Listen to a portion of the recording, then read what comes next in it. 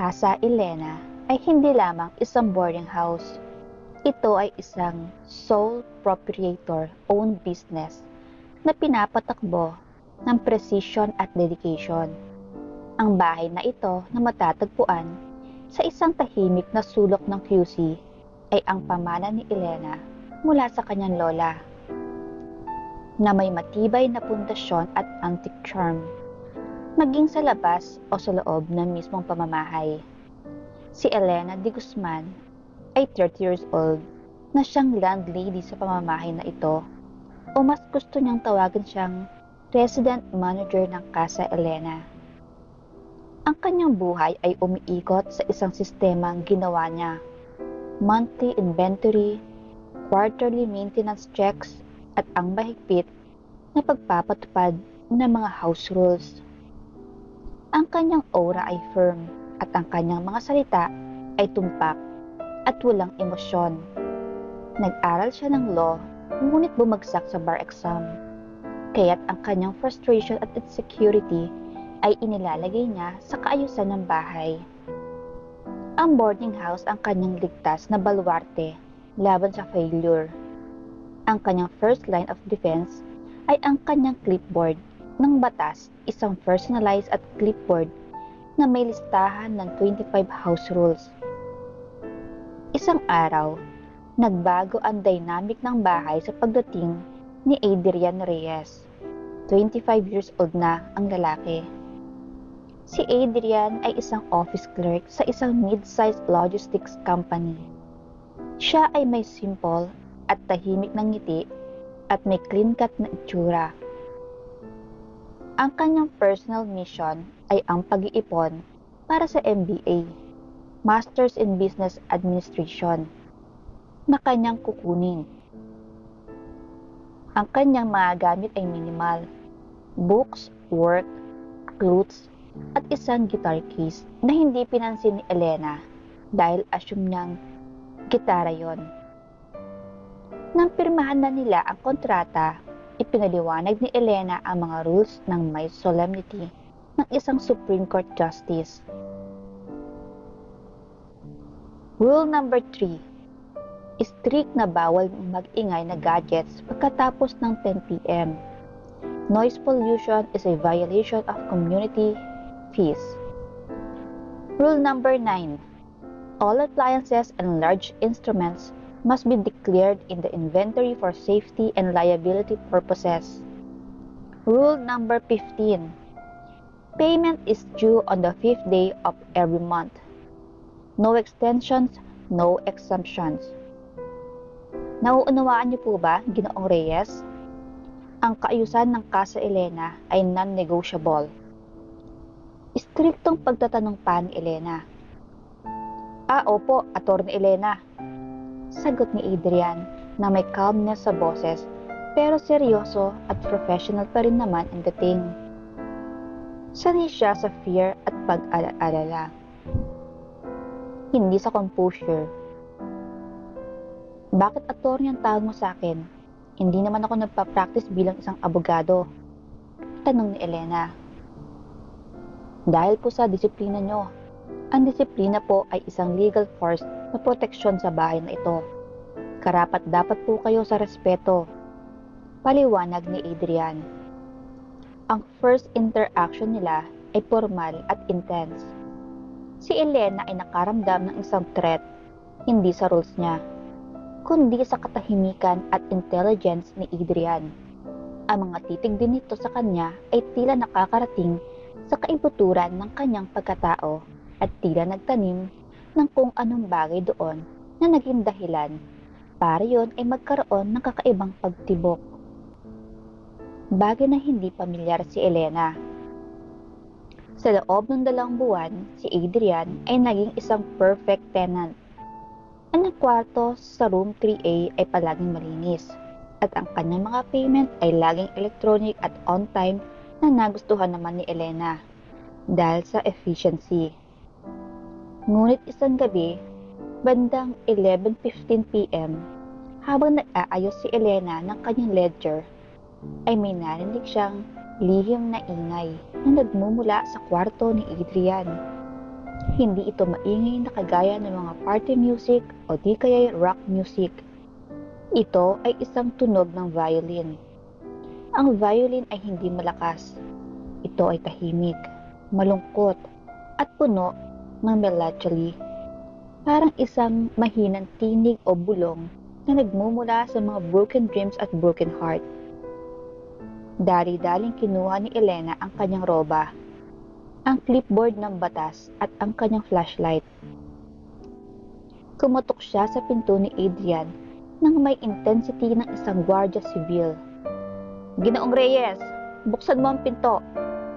Rule number 3, no loud noise after 10 p.m. Ang tunog na nagmumula sa kwarto mo ay violating sa agreement natin. Pinuksan ni Adrian ang pinto. Hawak nito ang isang lumang violin na matagal nang nakatago sa loob ng guitar case. Ang kanyang mukha ay guilty at nahihiya. Attorney Elena, humihingi po ako ng pamanhin. Hindi ko po naisip na maingay yon. Hindi ko po muna itinutugtog ng malakas. I was just practicing the notes, ang adagio ni Albinoni. Tinignan ni Elena ang instrumento at ang passion sa mga mata ni Adrian. Violin? May sarili kang violin? Kailan pa? Rule number 9. Bawal ang extra instrument na hindi pwedeng nakadeklarang liability sa inventory. Wala po sa rules ang violin. Depensa ni Adrian. Ngunit maingat. Ang nakalagay po ay loud electronic gadgets. Hindi po ito electronic at lihim po akong nag-iingat. Ang adagio po ay piece o musika ng lungkot at pag-asa. Ang lungkot at pag-asa ay emosyon, Ginoong Reyes. At ang emosyon ay nakakaistorbo sa kaayusan. I-isolate mo ang violin na yan. Ngunit sa halip na galit ay nakapag-iwan kay Elena ng isang kuryosidad. Sa kanyang puso ang mga nalaman. Ang adagio ay isang piece na pamilyar sa kanya. Ang favorite ng kanyang lola. Malungkot na isinara ng binata ang pinto at inilagay na lang ang kanyang instrumento sa case nito at nagpahinga na. Kinabukasan, binigyan ni Elena si Adrian ng written warning. Rule number 3 violation. Ngunit sa dulo ng note, isinulot niya ang isang lihim na katanungan sa pensil. Nasaan ang hope sa adagio? Nang gabing yon, matapos ang shift ni Adrian, nakita ni Elena ang kanyang sagot sa napkin na naiwan sa kitchen table. From Adrian. Attorney Elena, ang hope sa adagio ay ang tahimik na interval sa pagitan ng mga nota. Iyan ang moment of peace bago ang intensity. Si Elena ay naantig. Hindi siya technically correct dahil ang hope ay nasa resolution ng chord. Ngunit ang analogy ay deeply personal.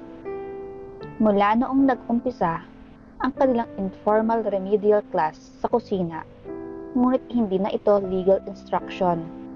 Ito ay isang code of communication na nakatago sa pag-aaral.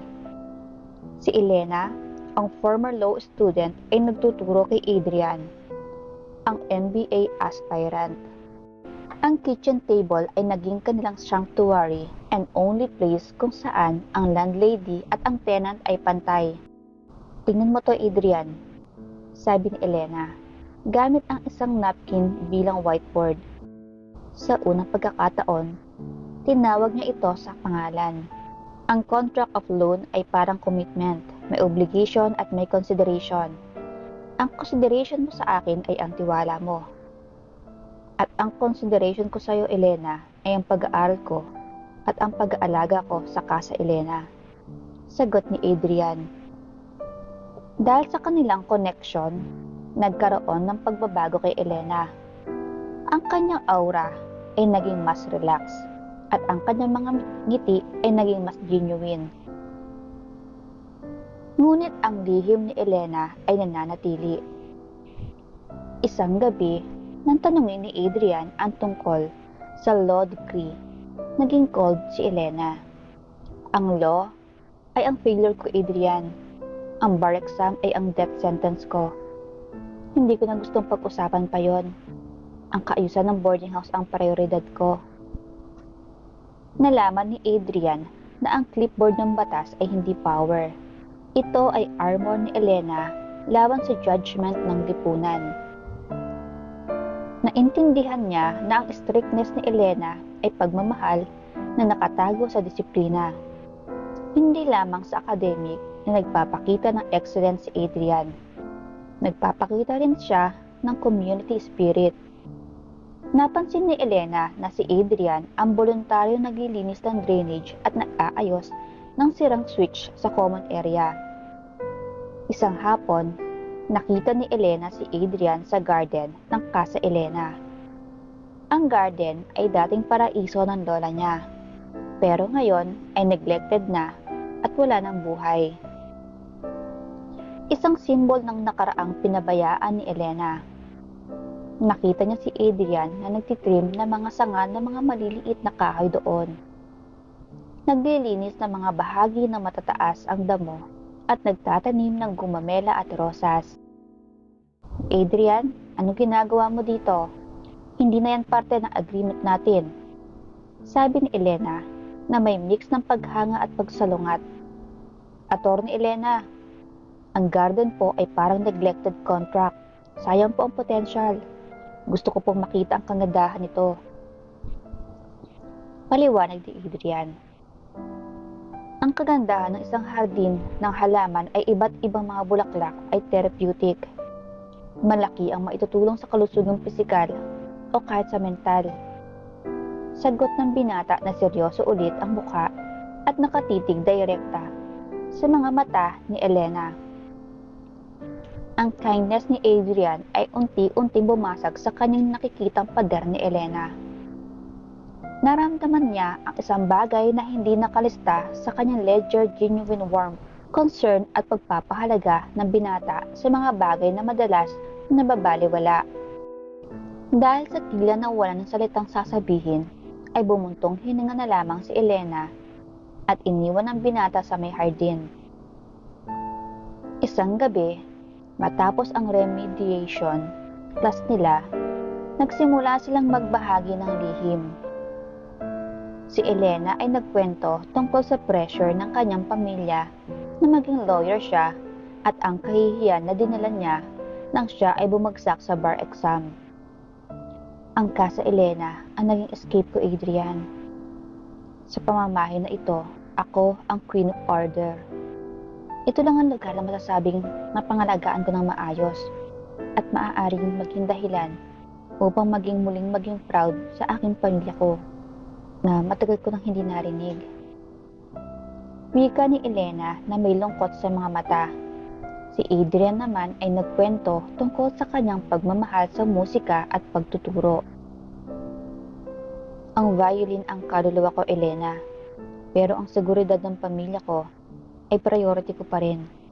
Kaya pinili ko ang office clerk na trabaho. Safe, logical, at income generating. Ang MBA ko ay backup plan ko lang para hindi ako maging mahirap sa hinaharap. Hindi mataas ang gastos ko sa pag-aaral sa aking MBA. At kapag natapos ko ito, ay pwede kong dagdagan ang aking source of income. Maaari akong maging supervisor sa opisina kapag natapos ko ang aking MBA. Pangalawa, pwede rin akong mag-apply bilang college instructor kahit every Saturday lang ang schedule.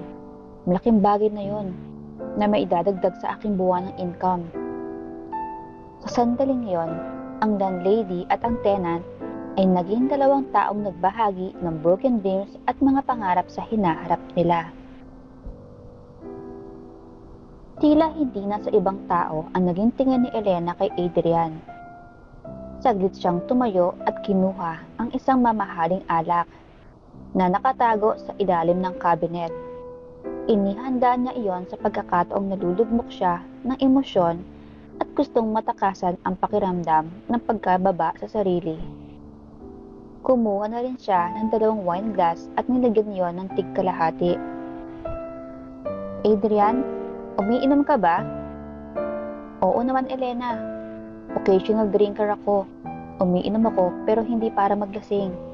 kundi para magkaroon ng mas malalim na connection sa mga taong nakakaharap ko sa mga espesyal na okasyon. So, pwede kang uminom tonight? Oo naman. Isang magandang pagkakataon sa akin ang gabing ito na mas lalo kong makilala ang totoong pagkatao ng aking landlady. Hindi ako mapanghusga, Elena. Alam kong sa likod ng pagiging istriktong pakikiharap mo sa lahat ng mga tenant ay nakatago ang isang mabait, mapag-alagang Elena.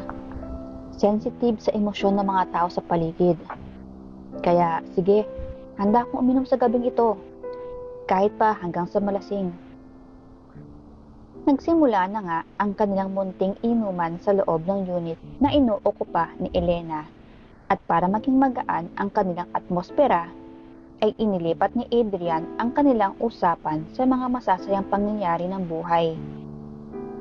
Noong panahon ng kanilang kabataan, pati na sa masasayang karanasan sa pag-ibig. Nagulat siya noong sabihin ni Elena, Adrian, pasensya ka na. Wala akong maibahagi sa'yo na pagdating sa usapang pag-ibig. Hindi pa ako nagkakaroon ng kasintahan kahit isang beses. Oo, may mga naging crush ako dati, pero nadudurog lahat ng isipin kong yon kapag naririnig ko ang sinasabi sa akin ng aking ama na, Elena, kung hindi ka magiging abogado, magiging walang kwentang yung buong pagkatao. Maging ang perang ginagastos namin sa pag-aaral mo ay sinasayang mo lang. Kaya wag na wag kang gagawa ng bagay na magiging hadlang para makamit mong yung tagumpay bilang isang abogado. Iyon ang madalas kong marinig kay Papa. Kaya hindi ko na tinangkapan na tumanggap ng mga manliligaw o makipag-usap sa mga lalaking alam kong may pagtingin sa akin. Sabi naman ni Adrian, ganun ba? Grabe noon palang Papa mo. Pero kalimutan mo na yung mga sinabi niya. Dahil unang-una, mali siya sa kanyang paninindigan. Hindi binabase ang halaga o kwenta ng tao sa kanyang kursong natapos. Yon ay kung paano niya gugugulin ang kanyang buhay. Maraming tao may kursong natapos, pero ang asal ay daig pa, ang mga walang pinag-aralan. Kaya nga, unang kita at pakikipag-usap ko pa lang sa'yo, ay napahanga mo na ako kaagad. Maganda ang kamado ng iyong mga house rules. Kung makipag-usap ka, ay para bang nasa loob ka ng korte at may kasong inilalaban. Akala ko nga ay nag-aaral ka na ng pagka-judge. Ang mga rules mo ay nakabase sa current Philippine law. Fair and just rin ito sa mga tenant. Kaya hanga ko sa'yo sa bahaging yon. Kaya maling-mali ang mga magulang mo na ikinahiya ka dahil lang hindi ka nakapasa sa bar exam. Dahil kung ako ang magulang mo o kahit boyfriend mo, ipapakita at ipaparamdam ko sa'yo ang aking buong suporta sa ibang daan na tatahakin mo. Kahit hindi pa yung tungkol sa pagiging abogado. Tumulo ang luha ni Elena habang naririnig ang mga sinasabi sa kanya ni Adrian. Sa unang pagkakataon ay may taong na-appreciate siya, hindi dahil sa kanyang natapos na kurso o sa kanyang failure na makapasa sa bar exam. Sinukat nito sa kanyang paraan ng kanyang maayos na pamumuhay at pag-a-apply ng karunungan mula sa kanyang napag-aralan sa negosyong kanyang minamanage ngayon. Yung dating munting bagay na tila na itanim ng binata sa kanyang puso ay tila mas lalo pang lumaki sa loob ng kanyang dibdib. At habang tumatagal ay mas lalong pinapatibok ng mga mas malakas at mas mabilis ang kanyang puso na tila sumisigaw ito ng pagkauhaw sa kalinga at pag-unawa at pag-ibig. Hindi alam ni Elena kung anong nangyari sa kanya dahil bigla na lang siyang tumayo at inilapag ang baso ng alak sa lamesa. Kinuha niya rin ang baso ni Adrian na kakainom lang ng binata ang laman at inilapag niya rin yon sa lamesa. Saka siya umupo sa mga hita ng binata ng paharap. Sabay tinawid ang distansya ng kanilang mga labi. Sabay silang napapikit at dinama ang nangyayari. Wala mang salitang namumutawi sa kanilang mga labi pero malinaw naman ang komunikasyon ng kanilang mga puso na walang ibang sinisigaw kundi pag-ibig. Bumuhos ang malakas na ulan sa labas ng Casa Elena, habang katas ng pag-ibig naman ang bumubuhos sa loob ng pinagsasaluhan ni Elena at Adrian. Noong makatapos ay parehas silang napahiga sa malinis na carpet ng sala. Nakahiga siya sa dibdib ng binata at inisip ang kanilang ginawa at paano ipapaliwanag kay Adrian ang mga nangyari. Adrian, sorry. Hindi ko alam kung anong pumasok sa akin kung bakit ko yung ginawa. Sabi naman ni Adrian. Sa bagay, wala naman yatang itinuturo sa law degree ang tungkol sa pag-uusap ng dalawang puso nagmamahal, diba? Di, sige, ako na magpapaliwanag sa'yo. Sinabi ng puso ko sa puso mo na mahal kita at gusto kitang alagaan at i-appreciate lahat ng mga achievements mo. Malaki man ito o maliit. Isa yung invitation para mahalin at mukhang narinig ng puso mo. Kaya ka tumugon na hindi mo namamalayan. Dahil ang puso mo ang nag-utos sa'yo na gawin yon. Ano, mariyon na ba yun sa'yo? Napangiti naman ang magandang dalaga. Sabay sabing, opo, naiintindihan ko na. At niyakap na mahigpit ang dalaga. At parehas silang nakinig sa patak ng ulan sa bubong ng bahay. Hanggang sa sila ay makatulog. Ang kanilang pag-ibig ay nagsimulang sumibol sa gitna ng rules at seguridad. Ang kanilang relasyon ay nagpatuloy sa isang lihim na ugnayan. Inaral nila ang itinuro o ibinabahaging kaalaman ng bawat isa, maging tungkol man ito sa buhay o sa negosyo. Ang kanilang date ay hindi fancy restaurant. Ito ay sa garden na inayos ni Adrian, sa ilalim ng dim light ng forks, sa oras na natutulog na ang lahat ng tenants. Ang kanilang usapan ay hindi small talks. Ito ay deep conversation tungkol sa pangarap, takot at pag-ibig. Ang boarding house ay nanatiling ordered, ngunit nagkaroon ng init at laughter. Isang araw, nagkaroon ng emergency sa isang tenant, si Ginang Torres, na isang elderly. Si Ginang Torres ay nagkasakit at kinailangan ng tulong. Si Adrian, ang tahimik na tenant, ang unang tumulong dito. Dinala niya si Ginang Torres sa ospital gamit ang tricycle na hiniram niya sa isang kaibigan na kailan niya lang nakilala. Nakita ni Elena ang puso ni Adrian, ang kanyang commitment sa komunidad at pagmamalasakit sa kapwa. Sa gabing yon, nagdesisyon si Elena.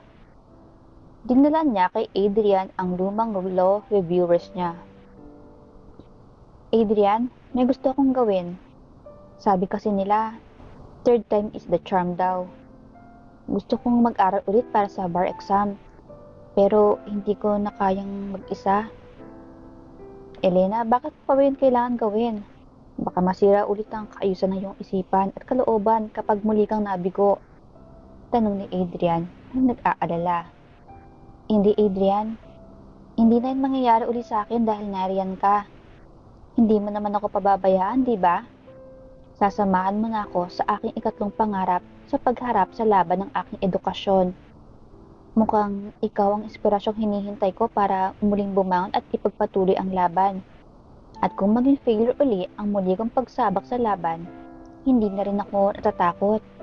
Dahil alam kong nariyan ka na at hindi mo ako bibitawan. Manalo man ako o matalo. Sabi naman ni Adrian, okay, sige. Susuportahan kita sa laban ng iyong karir. Narito lang ako palagi hanggang sa huli, manalo man o matalo. Sagot ng binata at niyakap naman siyang agad na magandang kasintahan.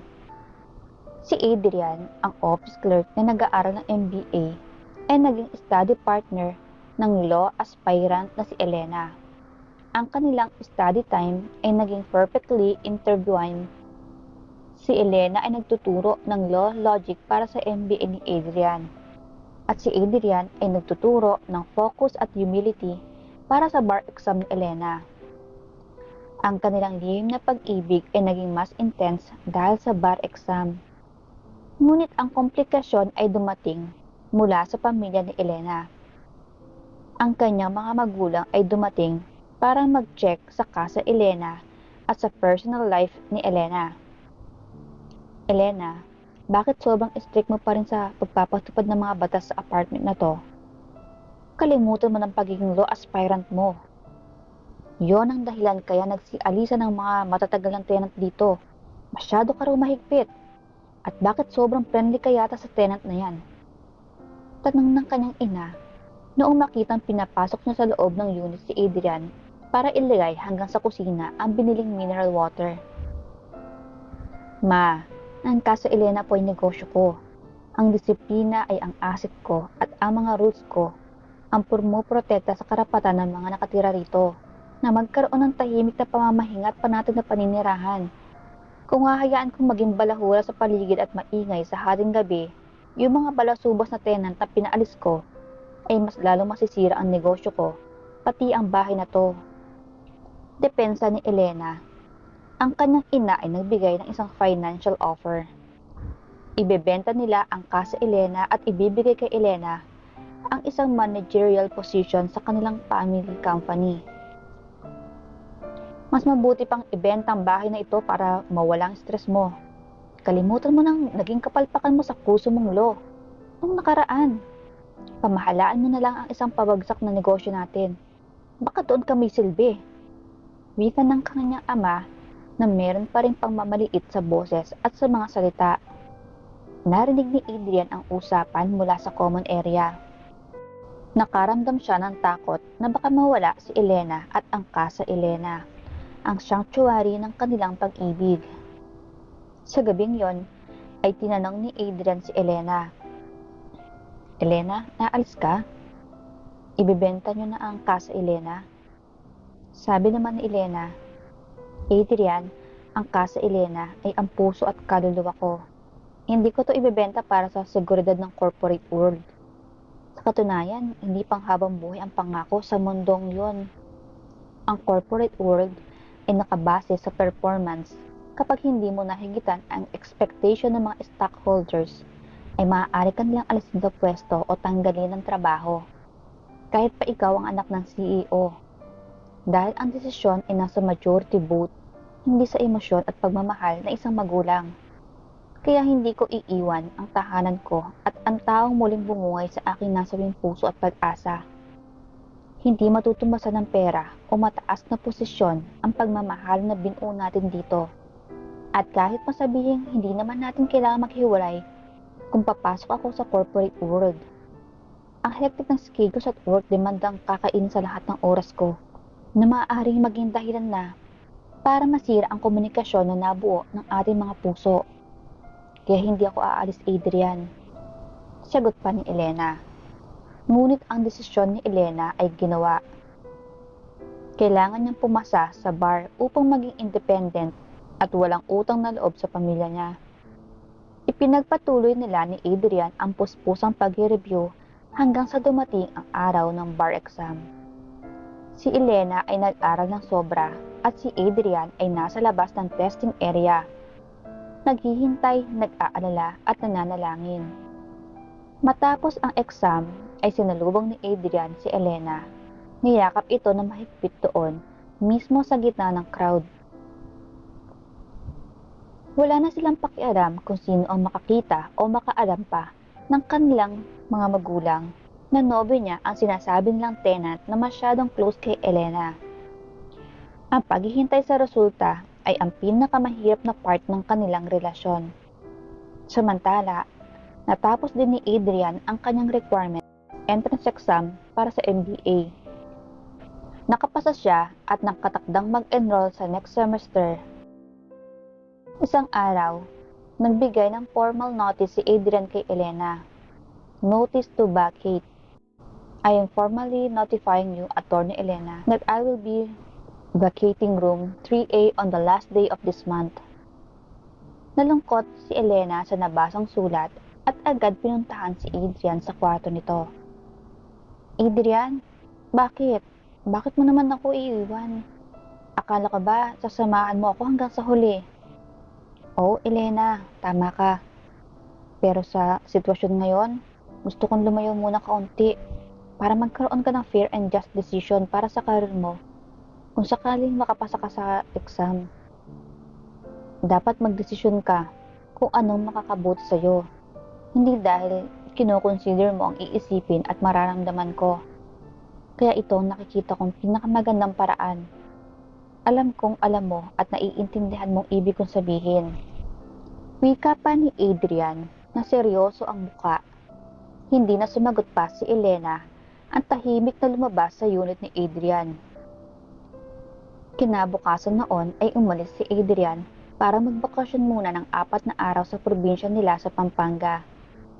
Umalis siya ng Miyerkules ng hapon at sa Linggo ng hapon ang kanyang balik para makapaghanda naman sa pasok sa kinabukasan araw ng Lunes. Umaga noon nang i-post online ang listahan ng mga pumasa sa bar exam. Tuwang-tuwa si Elena nang makita ang kanyang pangalan. Agad siyang tumakbo patungo sa kwarto ni Adrian para ibahagi ang magandang balita. Pero nakakailang katok na siya ay wala pa rin nagbubukas. Bumukas ang pintuan ng katabing unit at sumilip ang isang binatilyong anak ng nakatira doon. Ma'am Elena, wala po dyan si Kuya Adrian. Nakita ko siyang umalis kagabi na may 2 maliit na traveling bag. Ay, ganun ba? Salamat Nico ah. Wala pong anuman Ma'am Elena. Wika ng binatilyo at muli nang isinara ang pintuan. Kahit masaya si Elena ay hindi naman siya makapagdiwang dahil wala ang taong gusto niyang makasama magdiwang ng kanyang tagumpay. Lalo pa at malaki ang naging bahagi ni Adrian sa pagkakapasa niya sa exam na yon. Pagka-uwi sa bahay ay sinubukan niyang tawagan si Adrian na makailang beses pero hindi niya sumasagot. Kaya itinigil na niya ang kakadial at nagbukmok na lamang. Imbes na magdiwang siya sa kanyang pagkapasa sa bar exam ay tila kahilintulad lang ng kanyang pagbagsak noong nakaraang taon ang pakiramdam niya ngayon. Kinahapunan noon ay nagsitawag ang kanyang mga magulang at nakakatandang kapatid para i-congratulate siya sa kanyang pagkapasa sa exam. Lahat ay masaya. Lahat ay may inilalatag na plano para sa kanya na animoy wala siyang sariling utak para magdesisyon sa kanyang buhay. Sumapit ang araw ng Sabado, hindi na siya makatiis na hindi pa makita si Adrian, kaya bigla siyang nag-text sa binata. Adrian, hindi magandang pakiramdam ko. Mukhang kailangan mo akong dalhin sa ospital. Wika niya sa text. Lumipas ang 2 minuto ay nagring na kaagad ang cellphone niya. Pero hindi niya yun sinasagot para mas lalong mag-alala ang lalaki at mapilitang umuwi na sa kanya. Pagsapit lang ng katanghalian ay gulat na siyang makitang biglang bumukas ang pintuan at si Adrian ang pumasok. Elena, anong nangyari sa'yo? Anong problema? Sabi naman, ikaw ang problema ko at ikaw ang sakit na dinaramdam ng puso ko. Pinaranas mo sa akin ang pagmamahal at kalinga nang walang kapantay. Tapos ngayon nagtagumpay na ako. Dahil sa tulong mo, bigla ka nang lumamig at lumalayo sa akin. Sabi naman ng binata, pero Elena, hindi ko yun ginagawa para saktan ka. Gusto ko lang na makapagdesisyon ka ng fair sa sarili at sa pamilya mo. Sabi niya naman, nakapagdesisyon na nga ako. Magmula ngayon, ako nang masusunod kung paano ko papatakbuhin ang aking buhay. Wala akong pakialam sa kayamanan o sa posisyon na ibibigay ng aking ama. Ang gusto ko lang ay mamuhay ng masaya kasama ka. Mahirap ba yung intindihin? Pasigaw na wika pa ni Elena dahil naninikip na ang dibdib niya sa sama ng loob. Dahang-dahang lumapit si Adrian at lumuhod sa harapan niya habang si Elena ay nakaupo sa may sofa. Patawarin mo ako, Elena. Kung sama lang pala ng loob ang idulot ko sa'yo. Masyado akong nanliliit sa sarili ko. Magmula noong makita kong yung mga magulang at nalaman ko ang status nila sa buhay. Hindi ko kayang ibigay sa'yo ang mabibigay nila. Pero dahil sa sinabi mo ngayon na wala kang pakialam sa maibibigay nila at ako lang ang tanging mong kailangan, ay wala na ako ibang gagawin kundi ipaglaban ang pagmamahalan natin. Magmula ngayon, ibabaguhin ko na ang aking residence status. Magiging permanent tenant na ako. Pero hindi sa room 3A, kundi sa room 1A, dito sa mismong unit mo. Inilabas ni Adrian ang isang simple wooden box na may engraving na violin at Lady Justice. Elena, ang MBA ko ay magiging successful balang araw. Sa tulong at paggabay mo, ang Casa Elena ay magiging community center na may law office mo. Ang pinakamalaking investment na gusto kong gawin ay ang pag-ibig mo. Hindi ako mayaman at hindi rin ako nanggaling sa mayamang pamilya. Pero ang pag-ibig ko ay totoo at handa akong pumirma sa isang dokumento ng kasunduan na tinatawag nilang marriage contract. Attorney Elena de Guzman, will you marry me? Kinuha ni Elena ang singsing at tinignan niyang mabuti habang tumutulo ang luha. Adrian, ang bar exam ay ang failure ko noon, pero ikaw ang bumuhay sa bigo kong puso nang dahil sa failure ko sa exam. At dahil sa iyo, kaya nagtagumpay na ako sa pagkakataong ito at ipagdiwang lahat na magiging tagumpay ng aking buhay na kasama ka. Yes, Adrian, I accept your offer. I will marry you. Pero sa isang kondisyon. Nagulat naman ang binata sa narinig na meron pa palang kasamang kondisyon ang sagot na yon. Ano yun, Helena? Tanong ni Adrian. Ang violin mo ay strictly bawal na i-practice pagkatapos ng 10 p.m. Dahil gusto ko, magmula sa oras na yon ay wala ka ng ibang aasikasuhin maliban sa akin. Wika pa ni Elena na nakangiti. Tumango naman si Adrian at agad na niyakap ang magandang dilag. Ang dalagang landlady na ngayon ay isa ng ganap, lawyer at office clerk na ngayon ay MBA student ay nagpakasal sa garden ng Casa Elena. Ang kanilang kwento ay nagbigay ng isang liwanag na isang patunay na ang pag-ibig ay hindi nakasalalay sa social status o job title, kundi sa pagbabahagi ng pangarap at pag-unawa sa failure ng isa't isa. Ang Casa Elena ay nanatiling ordered, ngunit ngayon ay napuno na ito ng musika, magandang hardin ng mga bulaklak at mga batang tumatakbo at naglalaro sa loob ng bakuran. Ayun, my loves, dito na po nagtatapos ang ating kakaibang kwento na tungkol sa pagtanggap ng tagumpay at kaibiguan ng dalawang pusong nagmamahalan. Naway na-enjoy nyo at nakuhaan ng aral ang kwentong ito. So papaano, my loves? Magsama-sama tayong muli sa iba pang paparating na kwento ha. Huwag makalimot mag-comment at mag-like na rin kung nagustuhan mo ang kwento. Ingat ka palagi, my loves, and take care and bye-bye!